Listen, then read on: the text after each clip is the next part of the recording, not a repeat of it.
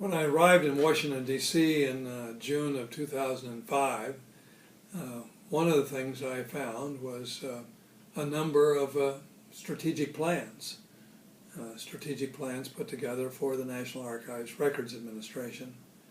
I also learned that they had never been used, that it was a process that they had gone through required by the government, that an agency had a strategic plan. But it wasn't taken that seriously. It was usually assigned to a committee to develop and produce and satisfy the government's requirement. One of the things I learned in my experience at the National Archives and developing a strategic plan was that the leader had to be heavily involved. In that case, myself as the archivist, I had to be a part of the process, and that the earlier plans that were assigned to a committee with the archivist not involved did migrate to the shelves very quickly. So I made a decision right away that I was going to be involved. Not that I had all the answers, but it was going to be clear to everybody the plan was going to be led by and supported by and pushed to implement by the archivist, with the help of a lot of very talented people to put it together. Now, in putting a strategic plan together, one of the first things you got to learn is, where are you?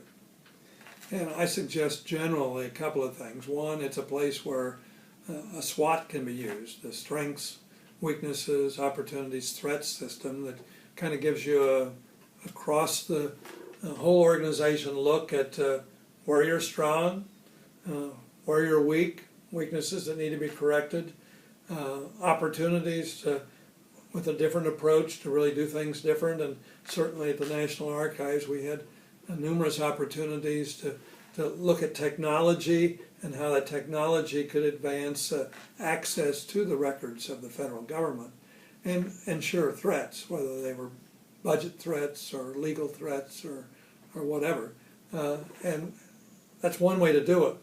Now, we chose to go a different route that I came to be a big believer in, and we call it the use of hexagons. Now, that doesn't necessarily, in some ways, fit what we did, but the agency had purchased some magnetic hexagon-shaped, about this size, that would stick on a magnetic whiteboard.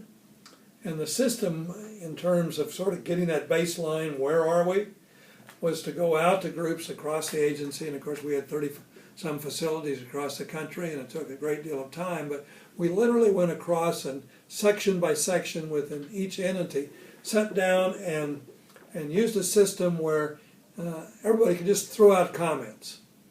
Not organized in any way, but then with a team of a facilitator and someone to take notes and put that comment on a hexagon and put it up on the whiteboard in a free-flowing way.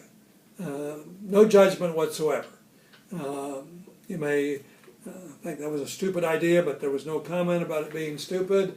You may have conflicting hexagons put up, and after a while, after it kind of slowed down, you ask people to come up to the whiteboard and cluster them. And usually, almost without exception, they end up being clustered in 4 or 5 areas. Generally speaking, their comments, pro and con, new ideas, concerns, whatever, would end up around access and communication and so forth. And then you can allow the group to take another look and insert some more if they chose. The key in this was allowing the free flow, not passing judgment, not worrying about competing hexagons going up, but it allowed everybody, say you had an hour for a group to really do this. In contrast to a structured deal that we would start out and say, okay, what are your legal concerns? And that would be the focus. Or what are the communications concerns that you have, or the access, or whatever. When you structure it and you force everybody to only think about a certain topic, you don't allow one's mind to really flow and maximize the brainstorming, maximize the creativity, the number of things coming forward. When the whole hour is free flowing, then you can jump all over the place. And as your idea comes up, you throw it up instead of being restricted by an agenda.